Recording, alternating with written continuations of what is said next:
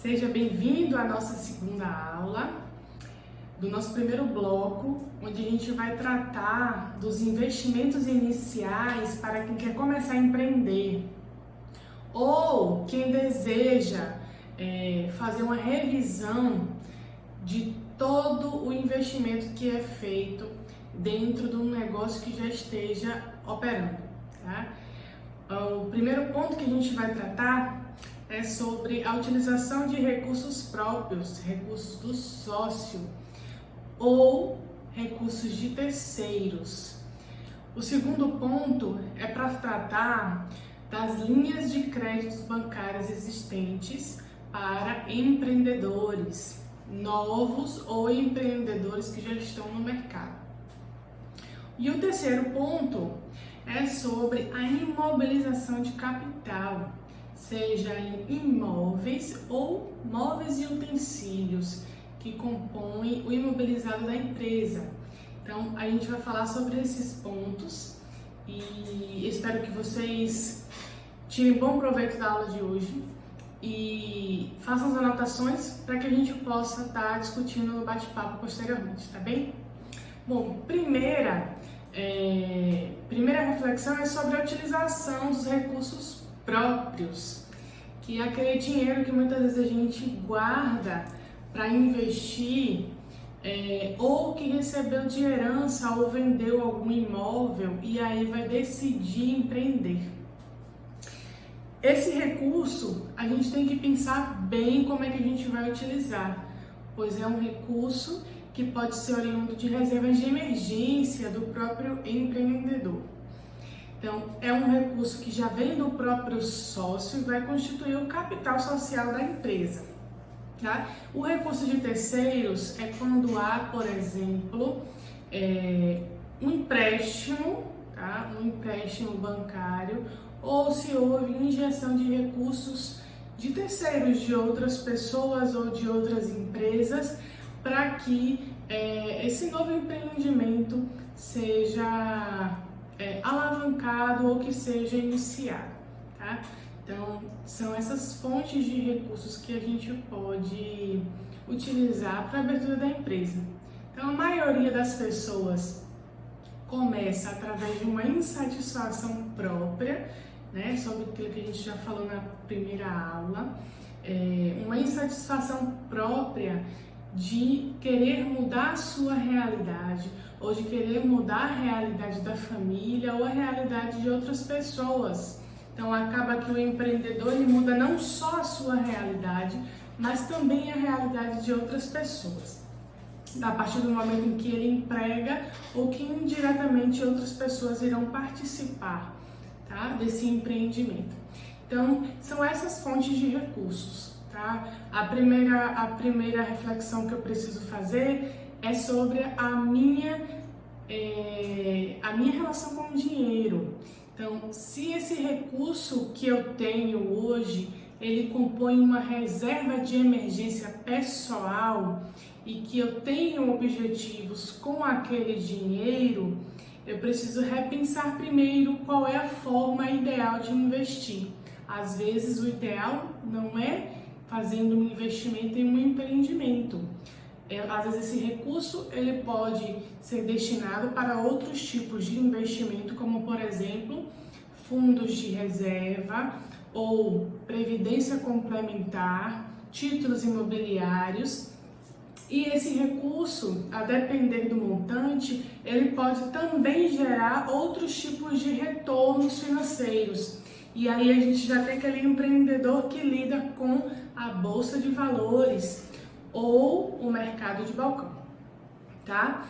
Para investir um capital inicial em uma empresa, a gente precisa compreender que ela terá períodos de sazonalidade, tá? Ainda que seja serviço essencial, a gente vai tratar de períodos de sazonalidade. Então, eu terei que projetar esses recursos para que seja capaz de me suprir no período inicial da minha empresa, que é enquanto ela ainda ganha mercado, que enquanto ela se estabiliza.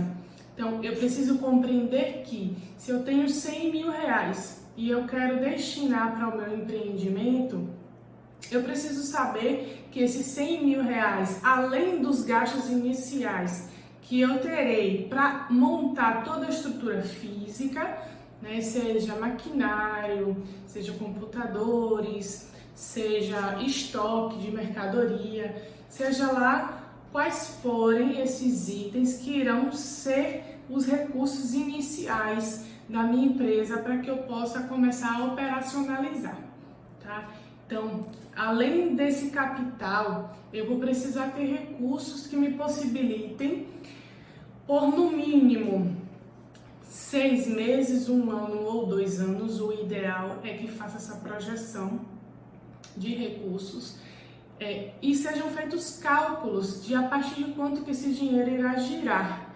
Então a gente consegue fazer provisões de que aquele gasto que eu faço em um estoque, ele irá girar em uma quantidade de dias. O que é esse giro?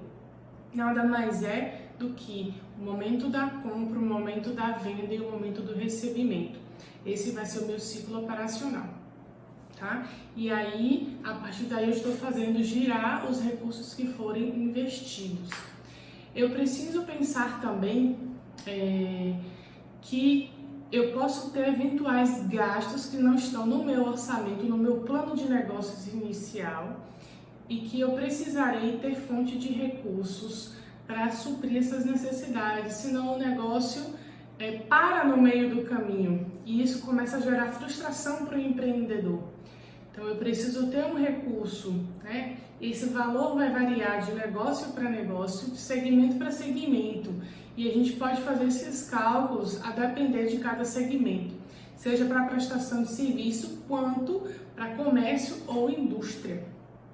Então, quando eu falo prestação de serviço, comércio ou indústria, a gente sabe que podem existir todos esses tipos de empresa em microempresas ou pequenos negócios, tá?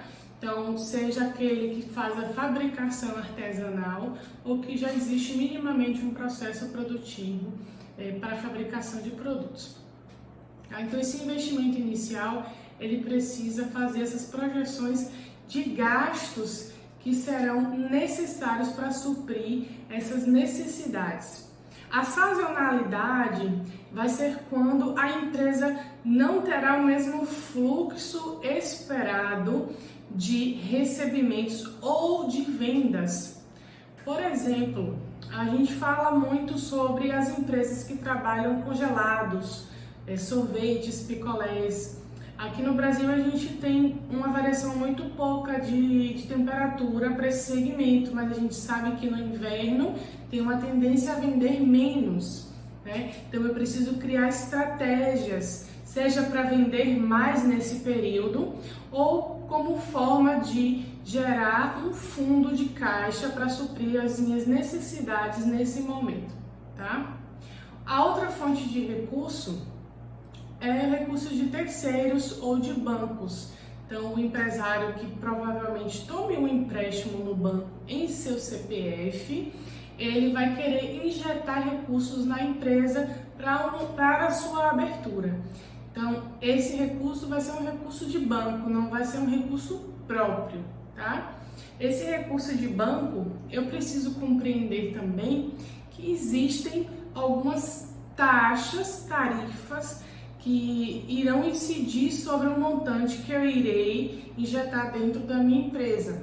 Então, eu terei despesas bancárias que serão minhas, pessoais, do sócio, e não serão despesas da empresa. Eu vou precisar entender que eu vou ter que segregar essas despesas.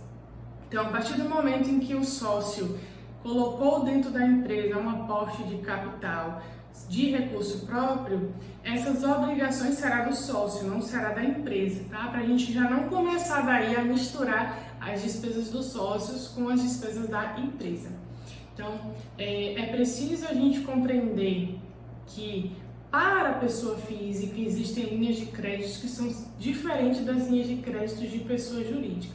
Aí a gente vai falar sobre o segundo ponto agora, que é as linhas de crédito bancária. Então, a maioria dos clientes já querem abrir o negócio e saber quanto que o banco vai poder me dar, qual tipo de empresa que eu vou abrir para que o banco me dê mais recursos. Isso depende, tá? Não é sempre que uma empresa que começa do zero que vai conseguir captar recursos bancários para poder iniciar. O interessante das linhas de banco é que existe uma carência, pode existir uma carência para começar a pagar esse recurso que foi tomado. Então, acreditando-se que existe esse período de implantação do negócio. Essa implantação é o momento em que eu vou começar a ver o ponto, eu vou começar a alugar, eu vou ver os equipamentos, eu vou ver quem eu vou contratar para prestar serviço. Então, é esse período que a gente tem, que geralmente os bancos podem oferecer como carência para começar a pagar esses capitais que forem tidos através de instituições bancárias, tá? Então, essas linhas de banco também vai depender de cada segmento. Então, para o comércio, para a indústria e para o serviço, os bancos têm linhas de créditos próprias para cada um desses segmentos, dentro de cada um desses segmentos, tá? Então, existe um planejamento de negócio que precisa ser feito desde o começo do surgimento da ideia do empreendimento. Então, eu preciso saber quais as projeções que eu terei com a minha empresa através desses recursos que eu estou destinando, seja recurso próprio ou seja recurso que eu vou tomar de terceiros ou de instituições bancárias, tá?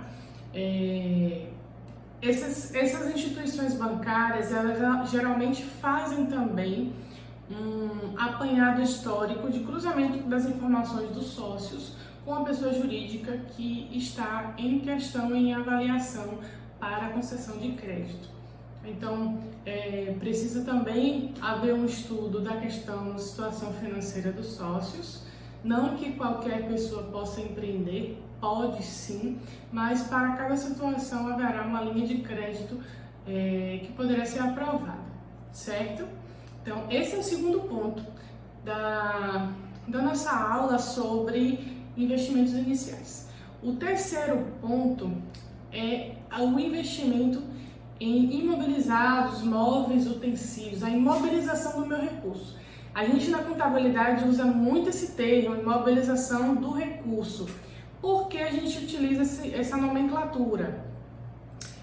Quando eu pego um investimento e aplico na compra de um imóvel, de um computador, de uma máquina, de um equipamento, eu vou estar colocando este recurso de forma imóvel. Seria o quê? Ele está solidificado em um bem que não tem capacidade de gerar movimentação de caixa se ele não estiver em operação. Então, a gente tem imobilizados que não são para a atividade operacional da empresa, como a gente tem imobilizados que são para a atividade operacional da empresa, tá certo? Então, é por isso que a gente utiliza essa nomenclatura de que é uma imobilização de recursos.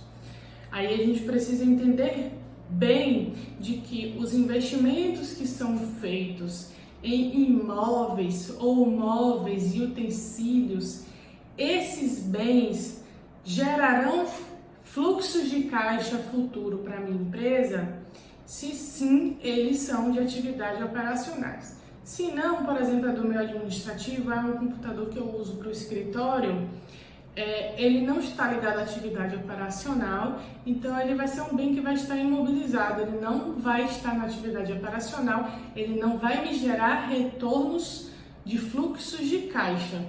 Então, por exemplo, se eu vier futuramente a utilizar depreciação ou gastos com esse bem, ele não vai estar relacionado à atividade operacional da minha empresa. Eu vou entender que é uma despesa, certo? São reflexões que a gente precisa fazer, principalmente antes de investir parte do nosso recurso em bens, móveis ou imóveis, utensílios ou não, que vão gerar retornos de fluxo de caixa. Então, por que eu vou pegar o meu capital e destinar prioritariamente a móveis ou imóveis que não são da atividade operacional da minha empresa? Não gerará fluxo de caixa. São análises que a gente precisa fazer, porque muitas vezes eu vou ter um capital injetado de R$500 mil que foi correspondente a cadeiras, computadores de atividade administrativa.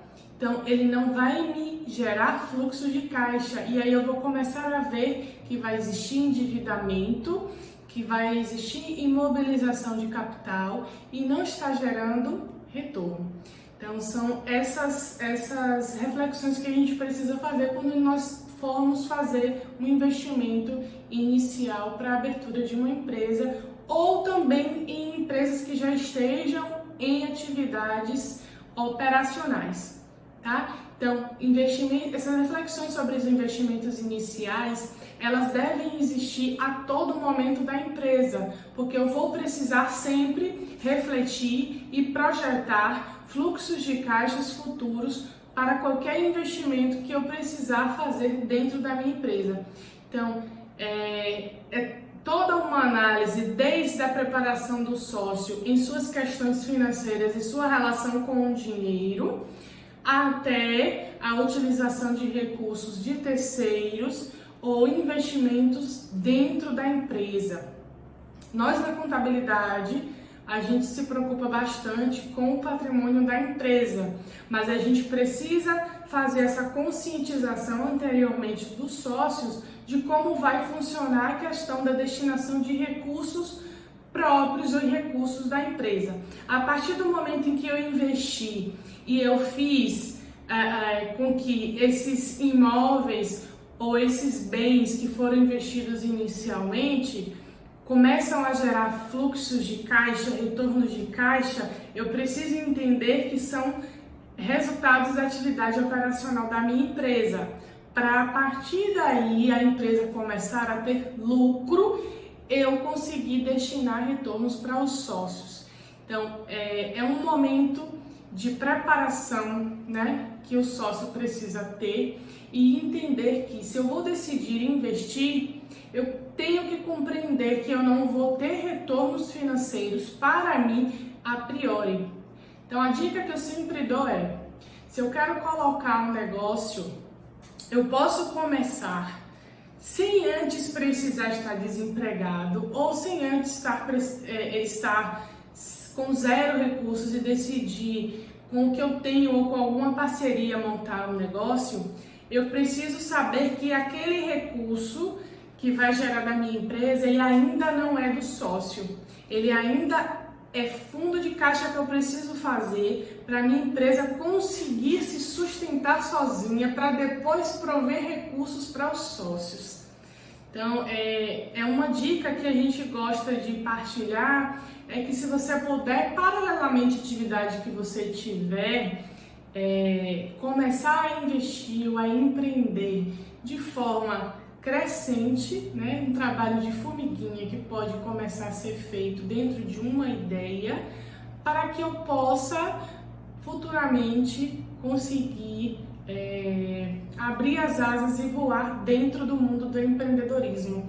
Então, é toda uma preparação psicológica que a gente precisa fazer, um trabalho que a gente precisa fazer da relação com o dinheiro e, principalmente, de colocar a razão em primeiro lugar, tá certo?